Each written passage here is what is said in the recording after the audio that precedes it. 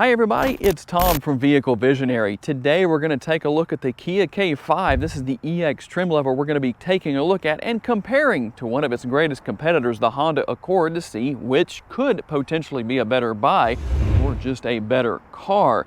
I borrowed this 2021 model from my friends at Jimmy Grange Ford, but between 2021 and 2022 there's not a lot of differences. For 2022 there is an available 360 surround view camera, and some tech features are now standard on upper trim levels.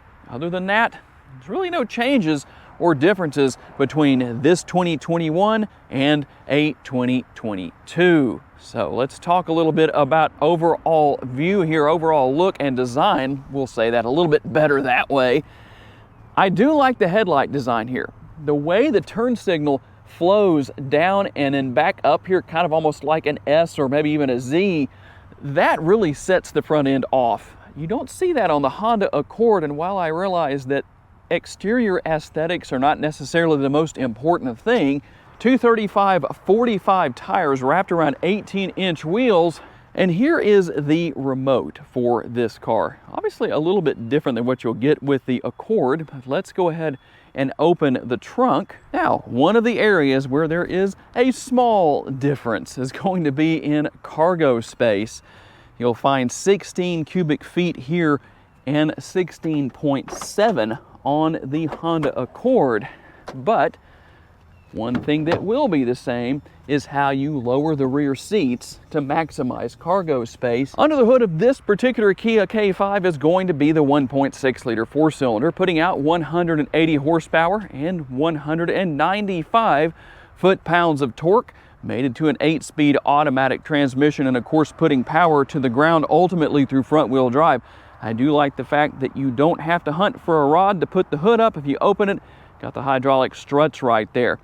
Now there is the 2.5 liter four-cylinder, 290 horsepower, a pretty big jump in power there, 110 total between the two. And so obviously if you're looking for more horsepower, well, with the Honda Accord, the biggest engine option you have available there is the 2.5 liter turbocharged engine, and it puts out 252 horsepower with this particular motor.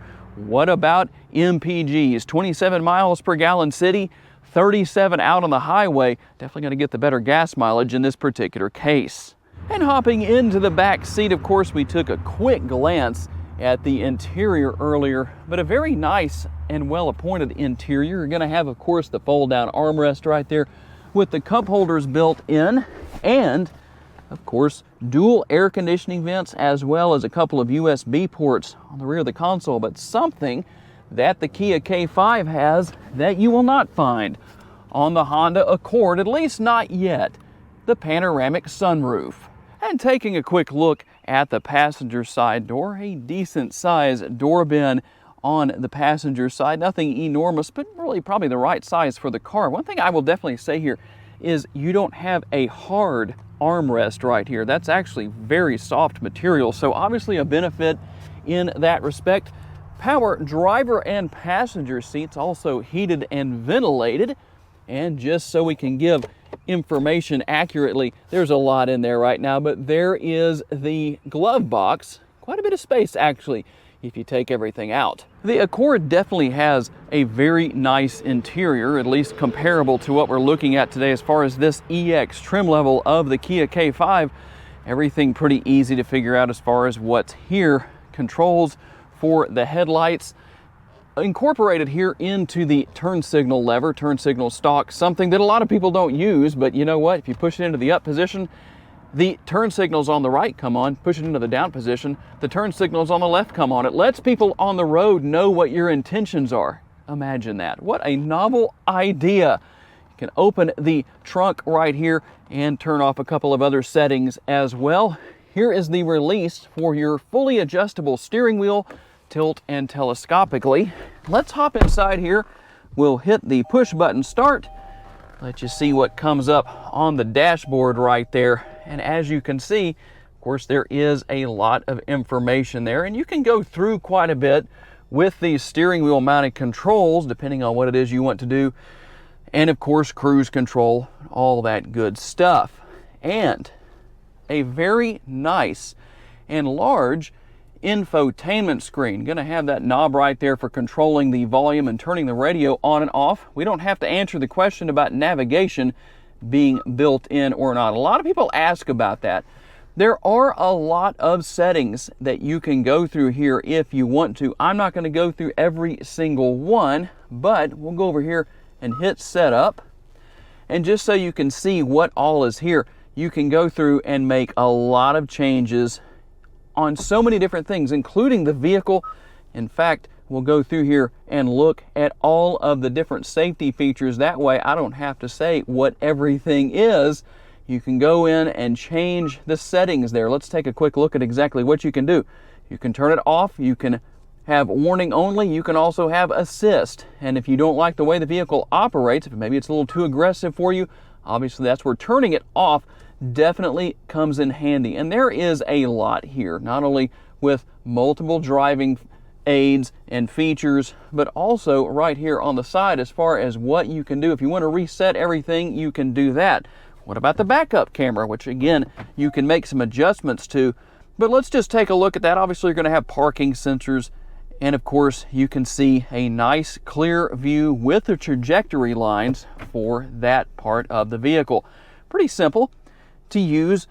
Tell me down in the comments, do you think this looks better than Honda's current system as far as their infotainment system goes? A lot of people will tell me that that is antiquated and outdated. I don't know that I agree with that, but I'm not buying all of these cars. Dual zone climate control here, as you can see, easy to use, easy to figure out, and several one-touch buttons down here, of course, as well for that, changing fan speed and all that good stuff. Here is some more connectivity with a 12-volt power outlet and a couple of USB ports.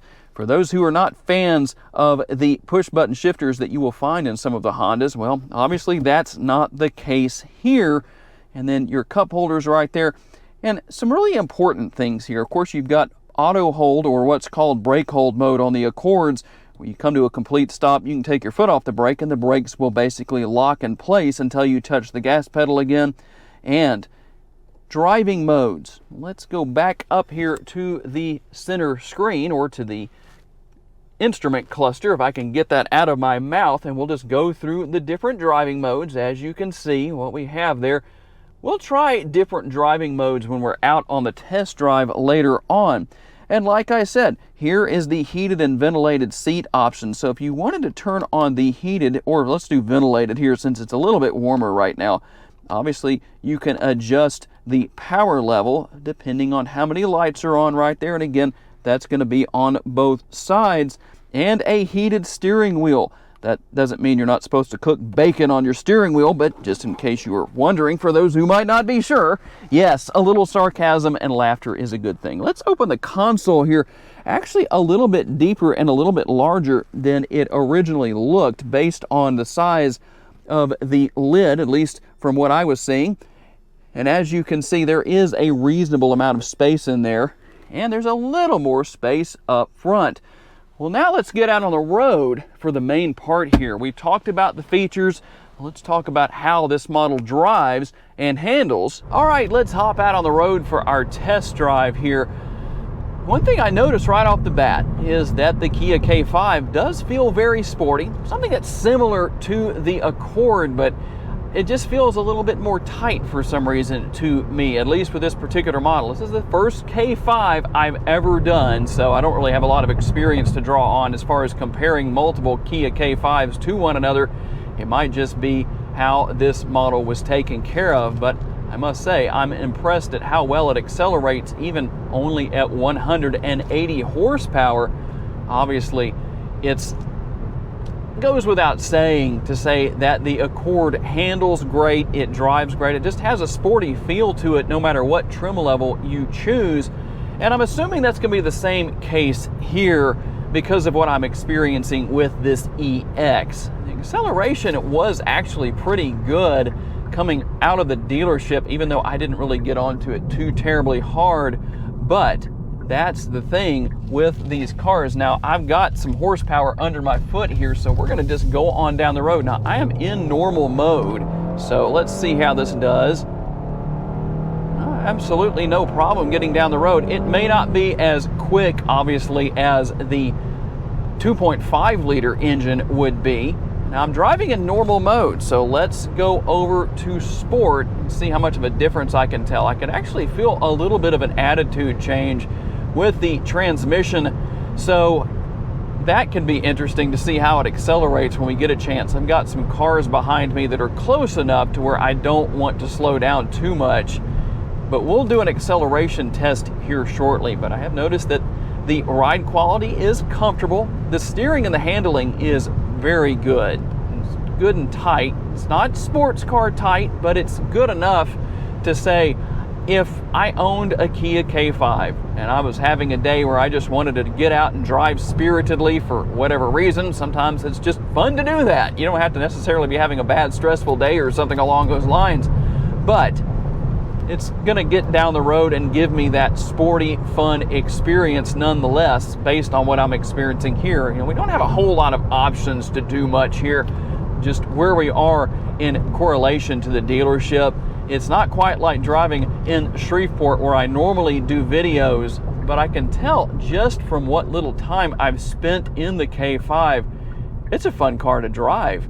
And definitely has a nice, comfortable, and roomy interior. So let's get out here in sport mode. We've got the chance now. Let's drop the hammer. See how it does. It's not neck-snapping impressive, that's for sure. I don't think you would expect that at 180 horsepower, but it's not gonna let you down when it comes to getting up to speed. Well, maybe that is unless you're driving on the Autobahn. When it comes to ultimately answering the question of which is better, the Kia K5 or the Honda Accord, while I can give you my opinion, it really matters what your opinion is. There are definitely some areas where the Kia K5 definitely shines, and some areas where the Accord shines above the Kia K5. When it comes to your personal opinion, tell me which vehicle you prefer and tell me why. I gotta say a special thanks to my friends here at Jimmy Granger Ford for loaning me this model for the day, and all of you for being kind enough to give me the opportunity to give you a vision for your next vehicle. If you enjoyed this video, make sure to check out another of the videos that's on the screen right now, and I will see you there.